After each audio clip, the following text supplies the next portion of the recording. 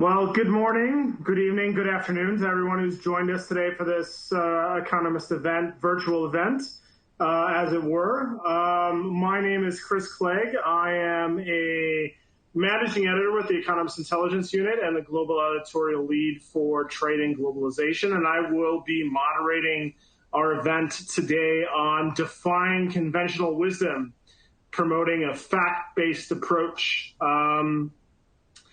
A couple of housekeeping matters before we jump into the discussion with our panelists. I want to thank Mission Winnow for sponsoring this event today, and thank the speakers and also the audience for joining us. We will be taking questions. There is a Q&A tab in the On24 platform where you can enter in any questions that you'd like to ask of the panelists over the next 45 minutes to an hour. I would ask that you keep those to questions rather than statements so that I can best direct those to one of the three or two of the three or all three of the experts that we have joining us today. I'd also like to point out that we'd be asking polling questions throughout the course of the event to get your opinions on some of the topics that we are discussing. You'll have 60 seconds to answer those questions once they come up, and the operations team on the events side and the Economist will be posting those as I ask them. Just briefly before I introduce the panelists and we get into some of the questions, this topic I think is very timely given what's gone on in the last month, 2 months, 3 months, last year, last 3 years, last 5 years. And it's about fact-based research, fact-based policymaking. And I think a quote that is often used, and maybe some of you might not be familiar with it, but often comes to mind, is from a U.S. policymaker, a senator in the 1970s, a fellow named Daniel Patrick Moynihan, was a senator, was eventually an ambassador, and advised 4 or 5 presidents, Democratic and Republican alike, who said that everyone is entitled to their own opinions, no one's entitled to their own facts.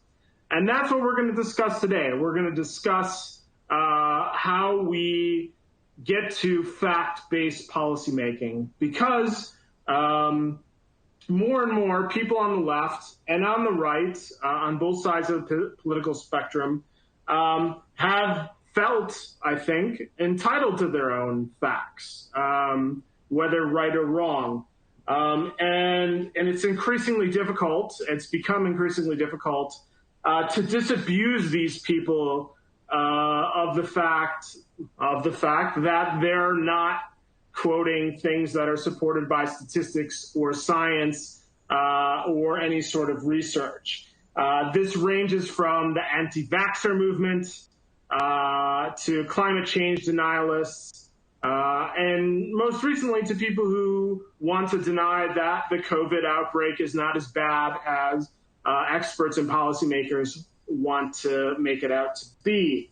And it also ranges, and we'll get to this with one of our panelists today, is understanding artificial intelligence, what it means, what it does, and how to think about it. So with that said, as an introduction, we have 3 excellent panelists today. The first is Poppy Gustafsson. She's the Chief Executive Officer of Darktrace. We have Will Moy. He's the Chief Executive Officer of Full Fact. And we have Jacek Olczak, the Chief Operating Officer of Philip Morris International. So with that introduction out of the way, an introduction of the panelists out of the way, I'd like to pose the first question to Will. Considering that Full Fact, your main job, or your really your modus operandi, is fact-checking. So in the current environment, how do you differentiate between good information, bad information, what's wrong and what's right?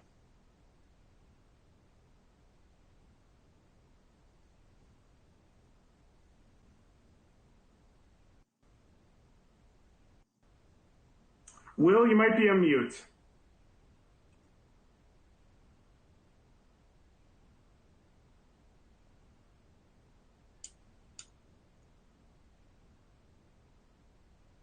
Well, while we're waiting for Will to answer that question, maybe I'll pose a similar question to Jacek.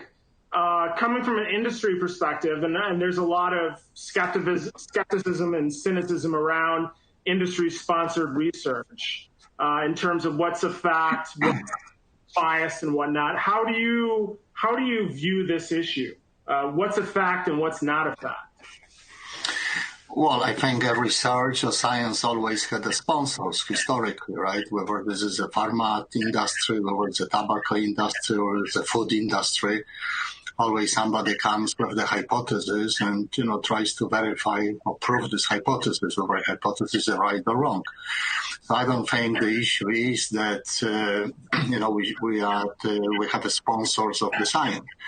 I think the science is about a set of the objective methods, measurement systems, etc., and is a subject to verifications by others. And only then you can really conclude whether facts derived from the science, from the research, from the experiments, to really supporting the stated hypothesis. I mean, in our case, when we're talking about the reduced risk product, in order to arrive at the claim that this, the new products, significantly reduce the risk of smoking, we run the battery of the preclinical, clinical, animal, human type of studies, and we have published all the studies. We published the methods in which we use in the studies, and this is now subject to the regulators, to the scientists, who independently can go and re-verify or verify our science. So I am very often confronted with the statements that, why should I trust your science? And I always reply, a science as such doesn't belong to anybody, right? The fact that I produce the science shouldn't be the fact or the reason for ignoring the science. When you go to the bakery and you're buying a bread, you have a trust that you bought the bread which was, baked with the right hygienic to considerations from the right ingredients, etc. If you go to the pharmacy, you don't really worry that there is a pharma investment behind developing the drug. You have a trust that there is a set of regulators around who have verified the conclusions of the science and allowed the drug to be sold, to be administered to the patients, and for improving their well-being. So it's very difficult sometimes to people start judging you based on where is the source coming from, and there is this presumptions that the science is not the science just because it was coming from the wrong audience. And I do believe that. I think we need to put the bar a bit higher and don't discard the science by the fact that it came from a different source. I go and verify the science. You have to be very transparent, as I believe we are. But it is the only way, to get forward. And, rather than having these conversations that I don't trust you, it's not about the trusting us. It's about confirming whether our science is right. This is where the dialogue or conversation should be.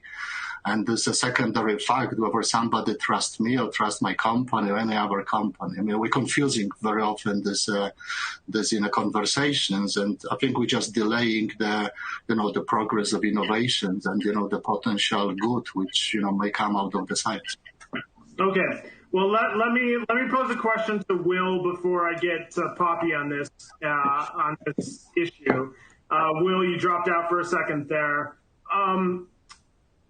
In your experience as a fact-checking organization, how do you deal with the source of the information, and how do you either greet that with skepticism or acceptance, or what's the process that your organization goes through when trying to determine what is a fact and what is not? Well, fact-checking is about giving people a better choice between blind faith or blind cynicism. Because we're all overwhelmed with the level of information we have, there are so many sources to choose from, it's become hard to know what to trust. And you have an easy choice. You can either blindly be cynical about everything or have blind faith in the things that you like to hear. And we're asking people to go a step further than that. We do look at sources. That's critically important. Are you using an appropriate source? Are there other sources available? Is that source independently quality checked? Very often, important topics have more than one source that show slightly different versions of what's happening that have to be compared and reconciled, as we've seen with coronavirus recently. So it's about understanding the possible sources, understanding how the claim in front of us relates to those sources, whether it's using an appropriate one, whether it's using it fairly, and whether it's being open about what it's doing with the information it's got. Because we all know it's very easy to selectively quote something and be technically accurate but effectively misleading. So it's about tracing, if you like, the provenance of the information behind the claim and showing that to people so they can make up their own minds with links to all of the sources. Okay.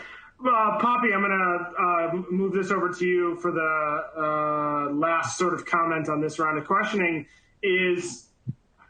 how do we go? Will mentioned this a little bit, but how do we go about building trust in the facts?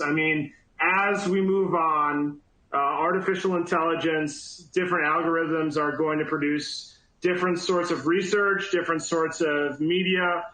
How do we establish that sort of trust, both separate from what Will does and in cooperation with what Will does? Yeah, thank you, Chris. And just to correct a little bit on the introduction there, I think you introduced me as Dark Force, where the company is actually called Darktrace. So just first bit of fact-checking there. not a problem. That's probably the Star Wars webinar that's on later, maybe. But no, at Darktrace, what we're really good at is innovation. And the challenge with innovation is you're doing something that hasn't been done before, whether it's using artificial intelligence to solve the problem of cybersecurity, but you're doing something that's never been done. It hasn't been demonstrated before. So how do you build up that trust in getting people to use it and trust the decisions that it's making and the judgments that it's taking? And for me, it's all about show rather than tell. And just as many of the people listening to this webinar today, I'm sure they've all got smartphones sat next to them. You don't understand how those algorithms in that smartphone are particularly working or what's going on in the background. But you can see day in, day out that asset is helping in your day-to-day life. It's providing you with information that's relevant. It gives you the information that you need and it's correct. And for me, that's the same sort of trust-building exercise when you're bringing innovation to the market. It's about continually demonstrating and showing the decisions and the judgments that it's making and allowing the user to build up that trust. And it's sort of like any good relationship, that trust builds up gradually over time. But once you've got it, it's very, very quick to lose. So, yeah, for me, it's all about showing how it's done rather than necessarily telling how it's done. Okay. Poppy, I'm going to come back to you with the question on AI and trust and understanding algorithms in a second. But I want to, before we move on, I do want to pose the first of the poll questions that we have for the attendees here. And the first one is, in your line of work, how important is relying on facts and evidence rather than conventional wisdom? And you'll have 5 choices ranging from very important to not important at all. So we'll take some time to wait for those answers to come in, and once those answers come in, we'll discuss them. Poppy, when it comes to AI and algorithms, obviously the general public doesn't have a lot of understanding about how algorithms work. Even myself, know a little bit about economics, a little bit about statistics, not a computer science expert. So I couldn't tell you why an algorithm produces the result that it does. But there's also concern that a lot of the computer scientists and people behind the algorithms don't understand why it produces the results that it does or the decisions that it does. This is the so-called black box, right? People don't know why an algorithm gives answer A rather than answer B. So what's your sort of response or reply to that? Because that's also relevant to sort of fact-based decision-making. Exactly. And I think the answer here, again, is it's not about making all of our users experts in computational science. Like, that's not going to be the way that happens. AI has a huge opportunity to transform many people's industries and make their lives easier in small incremental ways. But you can't have that black box problem. You've got to show not necessarily how, but why it's come to the decisions that it has. And for me, it's about making that as intuitive and digestible as possible without having a computer science background. So from my perspective and what we do at Darktrace, it's all about bringing along the user with that decision making. And for us, it was a decision as simple as very early on, we had a games designer was the person that came on and demonstrated the AI working to the consumer. It was all about visual explanation. Here is a picture of your organization and how we are keeping it secure. This is an illustration of what is going on with our organization. And again, it's all about that show, not tell, show it working, show what the AI is doing. And then the human being can say, okay, I don't necessarily know how it came to that decision, but I can see the decision that it made. And I can see in the context of my understanding that that makes sense. And so how do you educate your users in a way that isn't necessarily unpicking mathematical algorithms? And that, for us, was a very visual storytelling way. Okay, thanks for that. Along those same lines, bring this back to Jacek. There's a lot of skepticism about, the proponents of AI think that it's going to solve a lot of the world's problems, but the perception is that they're biased because it's industry-led, have skin in the game. It's absolutely wrong, and I'm sure Poppy would say that that's absolutely wrong. But let's expand this out to other sorts of industry-led research. Is there a reason to be skeptical about anything that's industry-led, or is there a way for the industry to show that they're unbiased and they're actually doing sound research that arrives at sound results? Well, I think it's perfectly okay to have a doubt, right? Every time when we're coming with something new, which was, not existing before, I guess the first reactions of a human being is I have a doubt because I don't understand it, right? The question is, if you stay in the stage of having a doubt for too long, it may turn that I have a fear.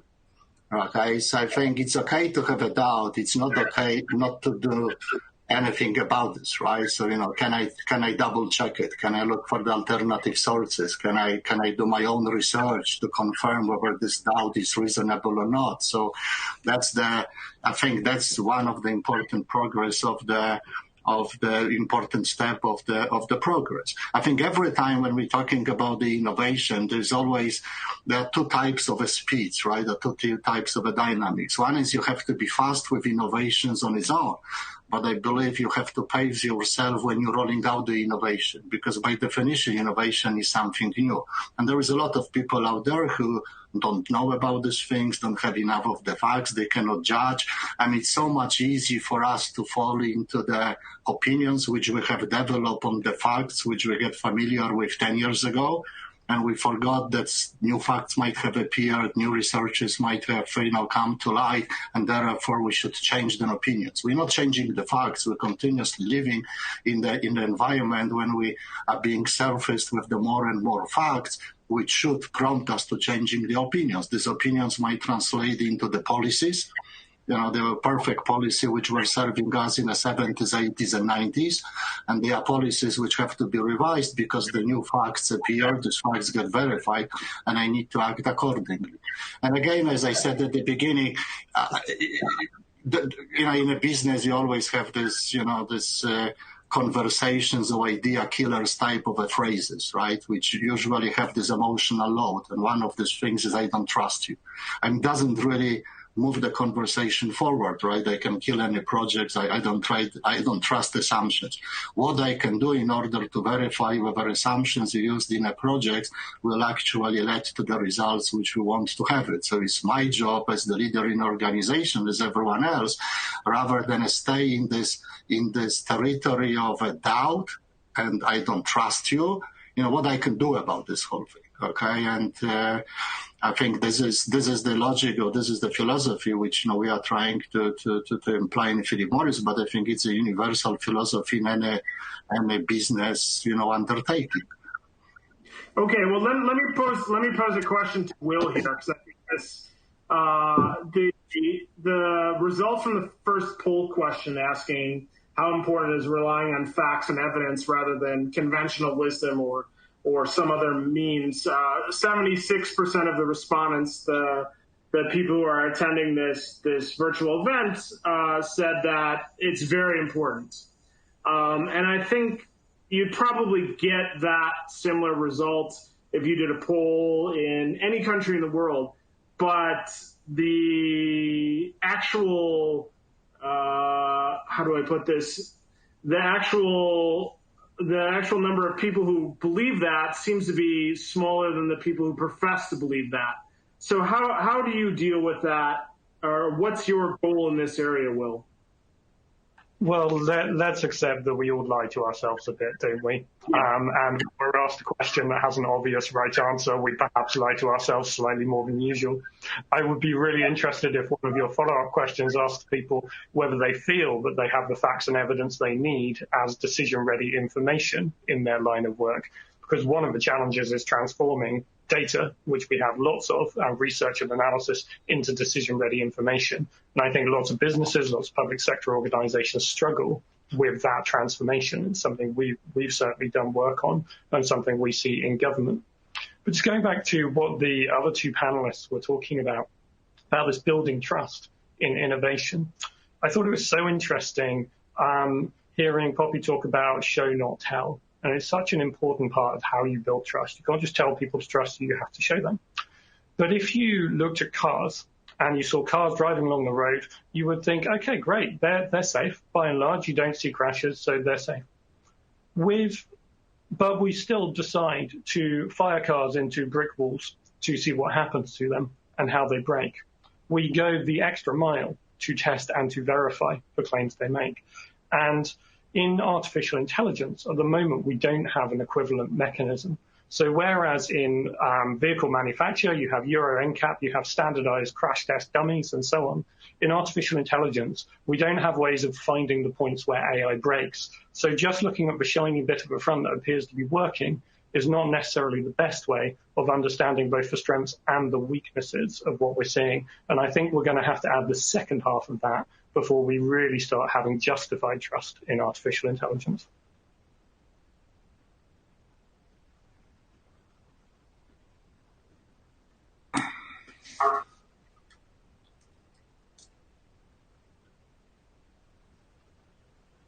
Bobby, you might be on mute.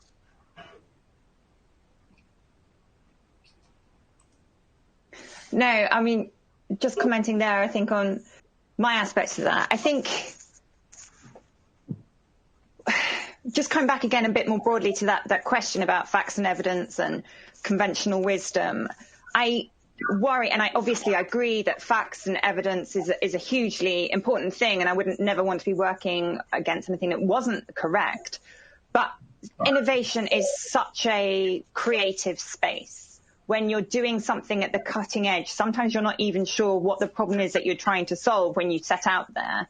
And I always liken it, I often use this analogy, but I come back to Blade Runner, and it was built in 1982, the film was created in 1982, and it was set in 2018, and it was all very futuristic, and it had flying cars and robots and amazing things like that. But yet, when they wanted to make a video call, the guy parked his flying car, got out into the street and walked across to the phone booth where he made his video phone booth. And today's reality of having a smartphone in your pocket, which was the only truth of today's reality out there, we don't have robots or flying cars, that was unimaginable. And a lot of that innovation is completely unimaginable. And if we're too wedded to facts and evidence and what is possible and able to achieve today, I wonder if that will almost remove some of that creative innovation side of just trying and experimenting and just doing things that perhaps are unproven and untested just for the sake of seeing what's happened. So yes, I agree, facts and evidence is hugely important, but also in that sort of creative side of innovation, I also wonder whether we could get too tied down to it and it could sort of inhibit some of the creative side. So that's just my reflections there. I think that's a fair point, and related just to technology, I think that probably holds up. But when you, and this is a question for you, Poppy, when you spin that out across non-technology areas, when you get into politics and culture and all these other areas, that line of reasoning gets a bit weaker, or becomes more suspect because it has larger implications for society as a whole. Wouldn't you agree? Obviously, I can only talk from the technology side as the CEO of a sort of tech company there. But there comes a point where people operate against perceived conventional wisdom and facts and evidence when there's a lot of noise thrown at them. And then it comes back down to trust. When there's a lot of perceived facts and conventional wisdom, how do you know which way to follow? And in that state of too much noise, people just stop listening. And then you go with gut instinct rather than anything based in facts. So I think there's almost a challenge there of the volume of knowledge and noise and being able to see through this vast amount of intelligence that's presented in front of you. There is often, you can get too much where people just shut down. Can I jump in on that? No, sorry, I didn't mean to interrupt you. I'm going to ask another question, polling question to the audience. And this is sort of related to what we've been discussing. But in the view of the audience, so answer this polling question, do policymakers, so this would be people in the government, did they take enough expert advice on the issues we've talking about and larger issues and separate issues? Did they take enough expert advice? I think this is certainly something that has come into question with the COVID outbreak. But even before that, it was certainly an issue of whether or not experts are actually being listened to. So if we could have the audience answer that question. And while we're waiting for those answers to come in, I'll go back to you. Do you think policymakers take expert advice, fact-based advice? Do you think they do it enough? Not enough?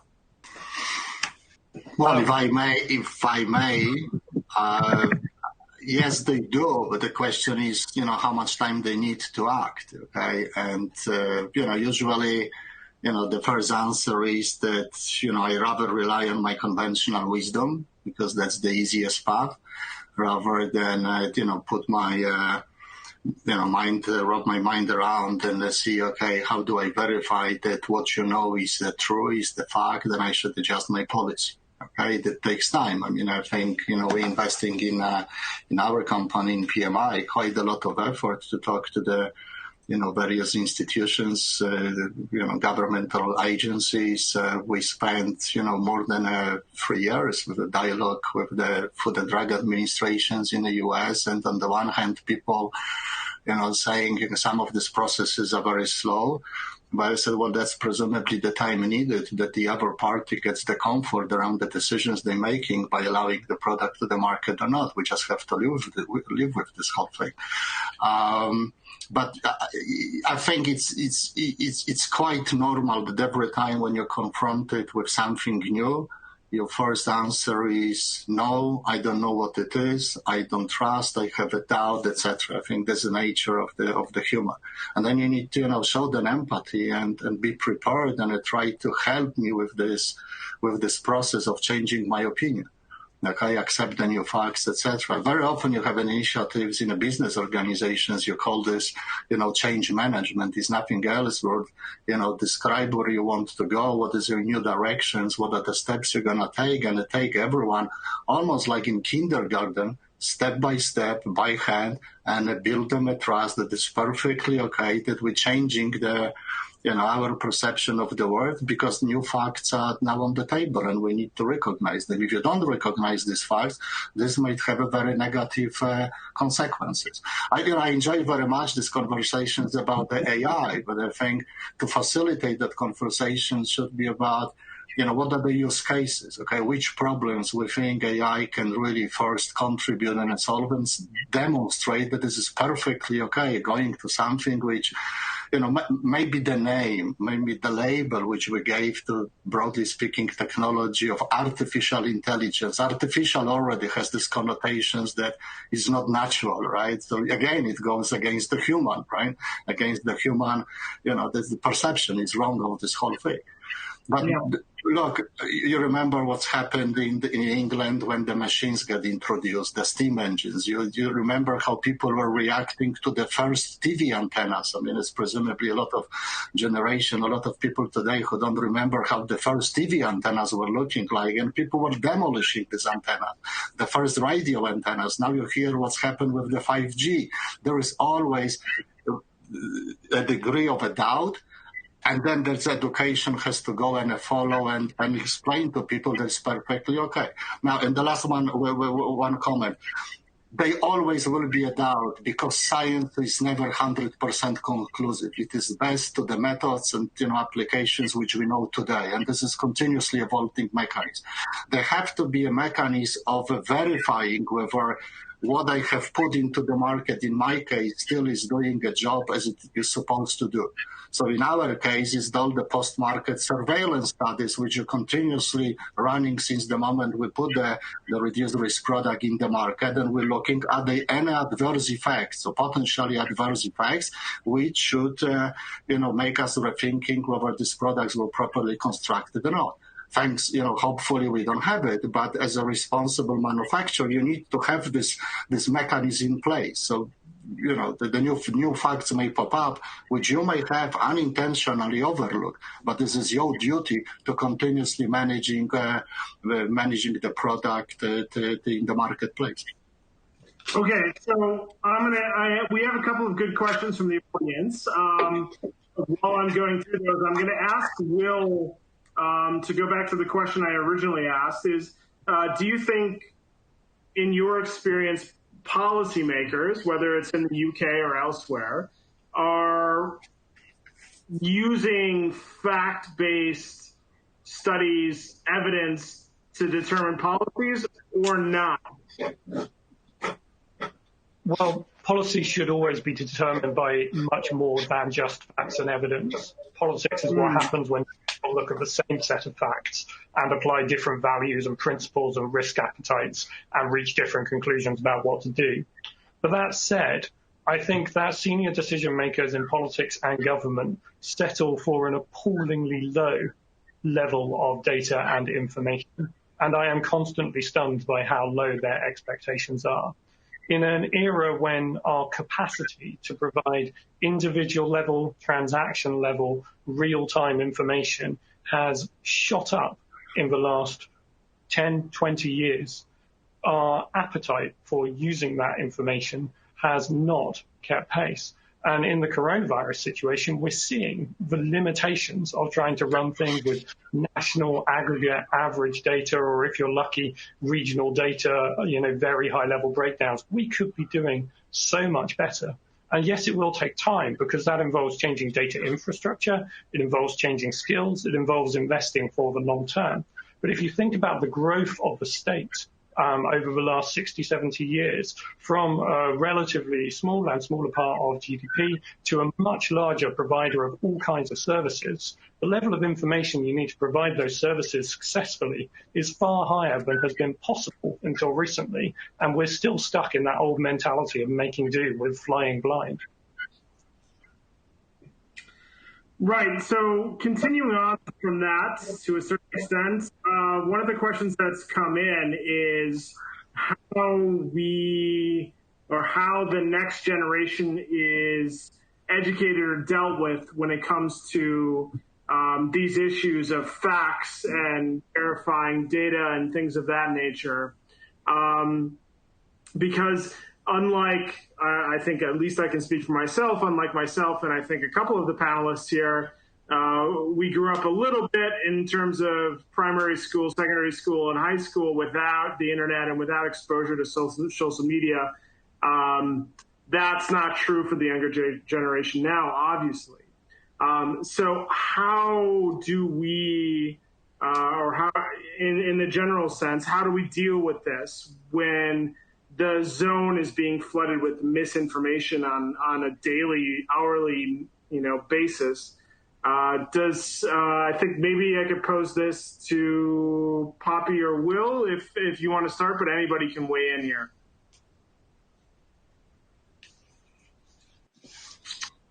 Maybe Poppy,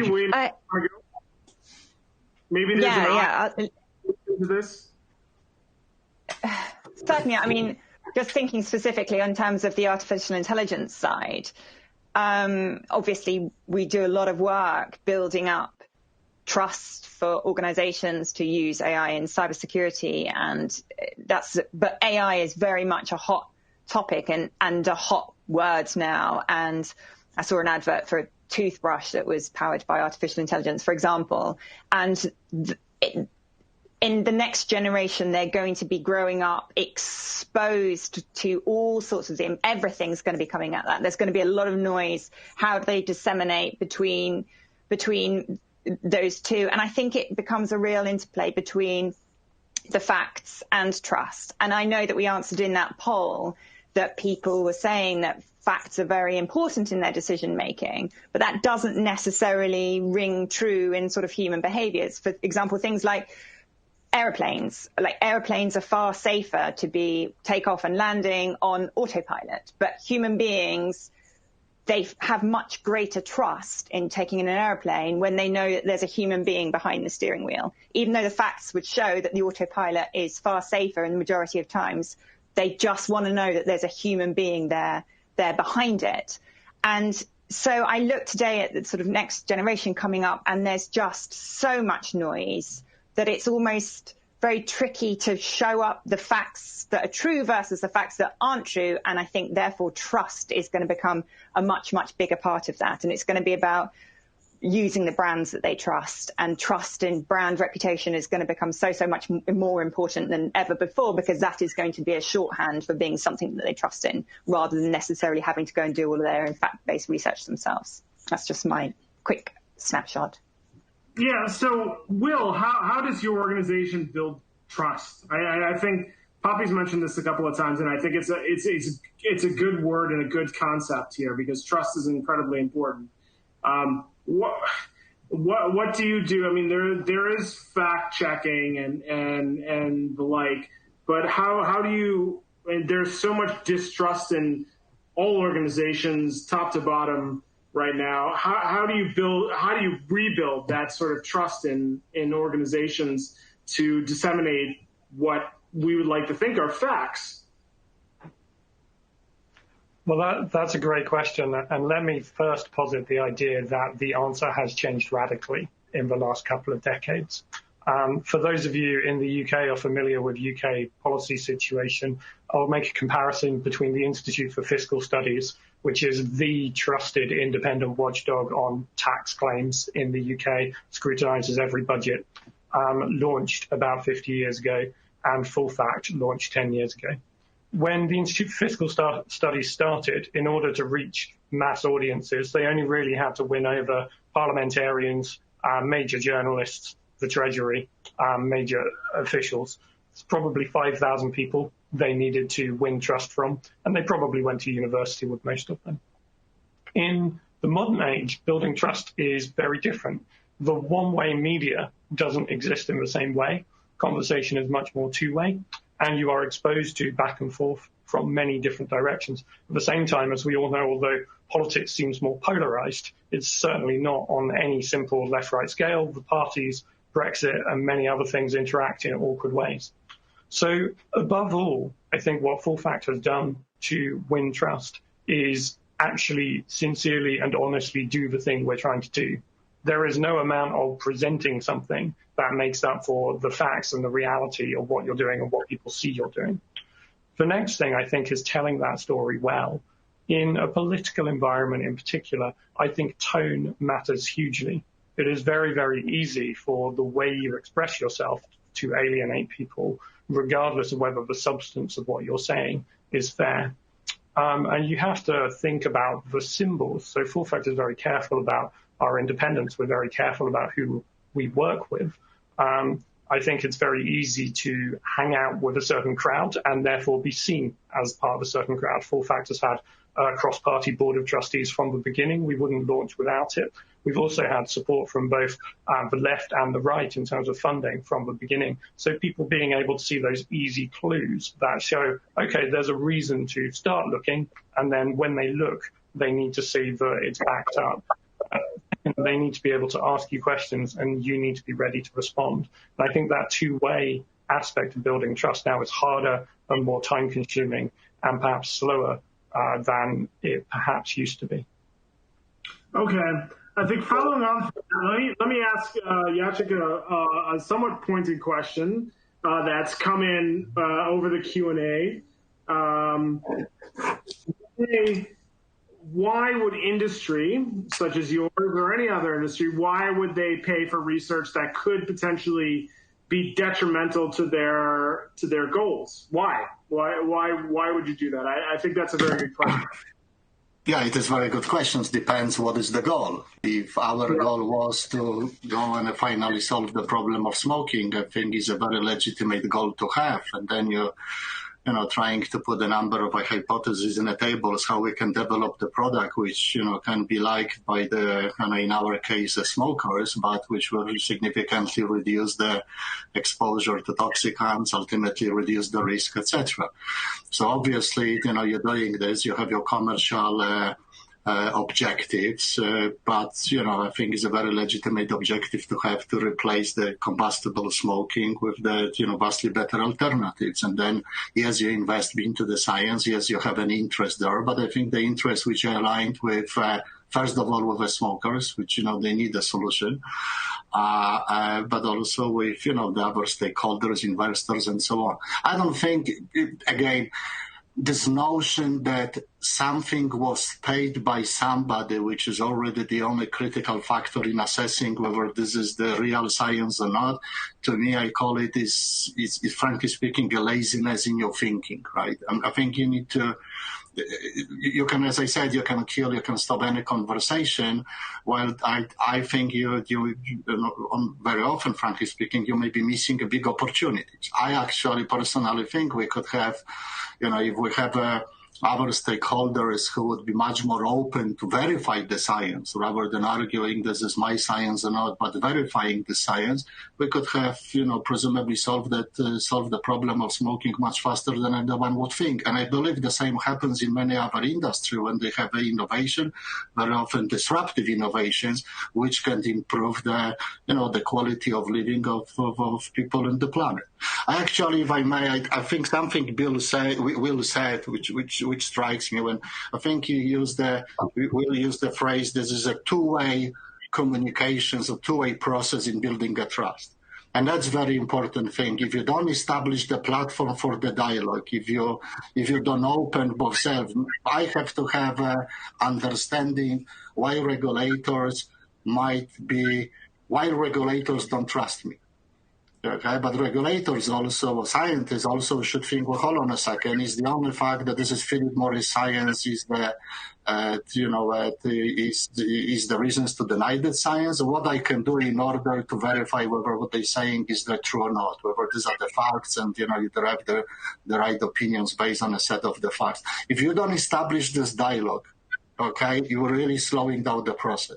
And I think there are other things, and I don't want to only speak about the, problems or opportunities in the tobacco, in the smoking, but you look what is happening around, technology in the, I mentioned 5G, what is happening with AI, what is happening with, climate change. Okay, that, it took how many years people to get to the table and start really looking into the facts and realizing, oh my God, maybe this is real. Maybe we should be doing something about it. And many of the ideas they will have might be wrong. Okay, I mean, you're trying to address the big problem. You also have to allow there will be some failures. How quickly you learn from these failures, it's very important. But the speed is dependent whether you have a dialogue. And unfortunately, partially by politicians, partially by other dynamics, you could see the world is getting fragmented, right? I mean, it's, you have a polarization of the opinions almost without losing the ability to have a proper conversation. And this is, to me, one of the biggest worries which I have, that we're slowing down a lot of great progress which could have been achieved if the parties get together. Yeah, I don't disagree with you there, but there's a question that has come in from the attendees that I want to pose to Poppy, but I'm gonna pose to you first, and then send it to Poppy. Is how do you build trust? I think in the context of the tobacco industry, and I think you'll accept this characterization, there's a good reason for there not to be given. Yeah. Industry, not a lot of level of trust. Yeah, you build that. But how do you build that? How do you build that trust in your research and convince otherwise? Well, you're building first that, building the trust with all the, external stakeholders, but being just transparent. You say what you know, you say why do you know it, how did you, come up to these conclusions, etc. And you invite the dialogue with the right people. There is obviously the function of time, right? I mean, a trust has this component of a time, right? And, you will not build the trust just because, you did one thing. You make the declarations, you walk the talk, people realize that what you were saying, you are doing. Yes, that's the process, okay? Will you ever build 100% of the trust? I don't know. Doesn't matter. As long as you're improving this trust component is the most important. But I think being transparent and the sharing openly what you have it. So in our case, it's not that we can make the claim around the product, but we will never disclose based on what science we make this claim.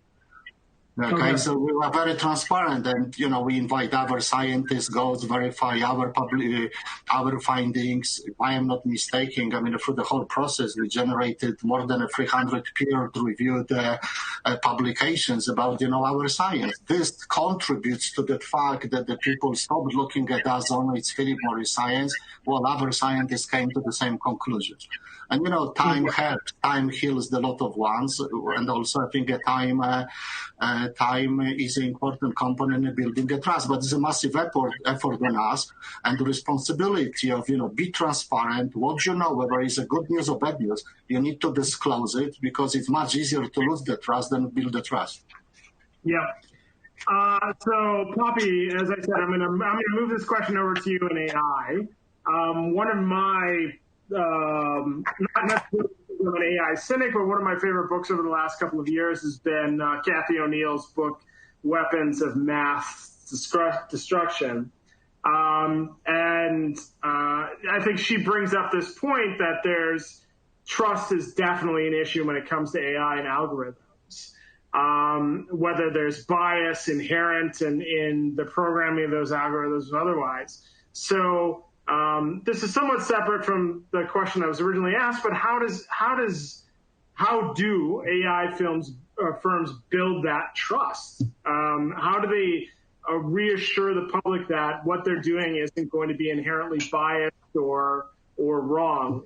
Or is that even possible?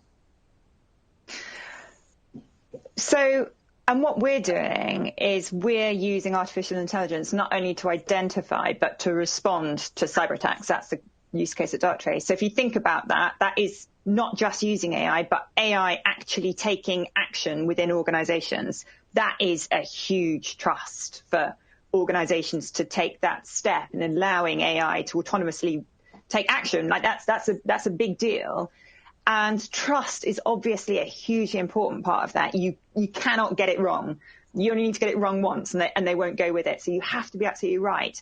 But also the need has to be there. You have to be providing real value and solving real problems in a way that makes people's lives so much easier. So you have to really demonstrate the value that you are providing very early on for customers to want to take that journey with you, to take the time to build the trust. So first and foremost, you have to demonstrate that you are solving a real life problem, that it's going to make their lives worthwhile to go on that journey of trust with you. And then, like I said before, it's like any good relationship, that trust takes time to build. You have to show how you're making decisions and why those making decisions. But trust is very quick to lose, so you cannot get it wrong. So you have to be absolutely right on that. But you're talking there about inherent bias, and this is perhaps one of the questions as well, listening to some of your polling things that was almost worrying me, is my thoughts is there a risk that facts and fact-based processes has a way of reinforcing conventional wisdom in a way that isn't necessarily positive? So you come back to the classic exercise of, oh, I don't know, boys are better at maths. And statistically speaking, today, if put in a classroom, more boys will probably be better at maths because more boys go into maths. So are you reinforcing preconceptions by that localized looking at facts? And I think for all of us, sometimes there's a good habit in challenging the facts and challenging those preconceived or conventional wisdom. And I worry that if we're too closely aligned to looking at the facts, then we're less likely to challenge those preconceptions. So yes, facts are good, but I think a bit of healthy cynicism towards the facts and looking at these problems differently, I think, is still valuable. So I, for one, I do like to challenge not just looking at the facts, but having a different perspective on that. Right, fair enough. If any of the other panelists have any response to that, feel free to weigh in now. I'll comment, definitely, Chris. Yeah. It's such an interesting line of argument. I should explain, Full Fact is one of the world leaders in artificial intelligence to tackle false, harmful information online. So we know a little bit about machine learning in a really socially sensitive area. And the major internet companies and others are trying to build tools to do that at internet scale. And there are huge risks attached to that kind of technology. If you use it successfully, it can help stop harm. It can stop the spread of false information about coronavirus, for example. But if you use it unsuccessfully, you can silence whole communities or whole topics of debate. It's hugely important. And what Poppy was saying about selecting some facts and then extrapolating too much from them is basically exactly how machine learning works. What you do is you feed in a pile of examples to a machine learning algorithm, and then the machine learning algorithm attempts to predict from those examples, known as the training data, what will happen next, or whether the next thing it sees is one type of thing or another type of thing. Clearly, the selection of that training data is an enormously sensitive topic, whether you're a human being extrapolating from small examples or whether you're a machine doing the same thing. I don't think in socially sensitive uses of AI there is enough scrutiny of what that training data is and what its unintended consequences are for different groups of society, different topics of discussion. And certainly in the area that we are experts in, we believe that the internet companies need to step up and actually construct open evaluation of the kind of technology they're using and the kind of unintended consequences it might have. And that's something we're keen to work with them on. Okay, well, we've only got 4 or 5 minutes left here. Thank you for that, Will. I think that there's a very good question that's come in, and it was along the lines of something that I wanted to ask, is when information is causing alarmism as it comes in. I mean, this has been thrown into stark relief with the COVID outbreak. It goes back and forth between it looks like it's going to be apocalyptic and it's not going to be, and it goes up and down. How do you deal with that? As someone who's a fact checker, Poppy as someone who works in AI, and Yogi as someone who works in industry research, it's not entirely certain. I mean, it looks like it's bad. Sometimes it looks like it's not going to be that bad. How do you deal with that sort of back and forth between the information that comes out? I guess because Will was the last one talking, I'll keep on Will with that. And I apologize for the difficult question. No, I think it's a great question. And I think that for the next 10 or 20 years, we are going to be debating the right balance between avoiding and reducing harm and freedom of expression, because we've just had a massive democratization of communications technology. And every time that happens, whether it's writing or printing or television, there is a public policy response about how to handle that. We are in the early stages of that debate. I think it's really important not to overreact, and that any instinct people have to distrust people's ability to deal with complex information and therefore to try to regulate what information people have needs to be very, very carefully scrutinized. And we need to be thinking in terms of proportionate responses to clearly identifiable harms. So we need to be careful where this debate leads. We need to look to the historical examples like the licensing of the printing presses of how easy it is to overreact in a well-intentioned fear that people can't cope with the information they now have access to.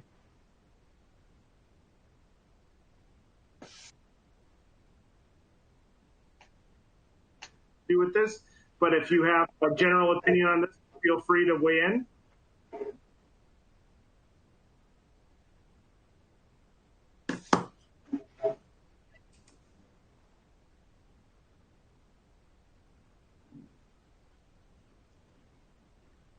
Oh, we seem to have lost Poppy. Jacek, if you wanna weigh in on this while we're waiting for Poppy to come, please feel free.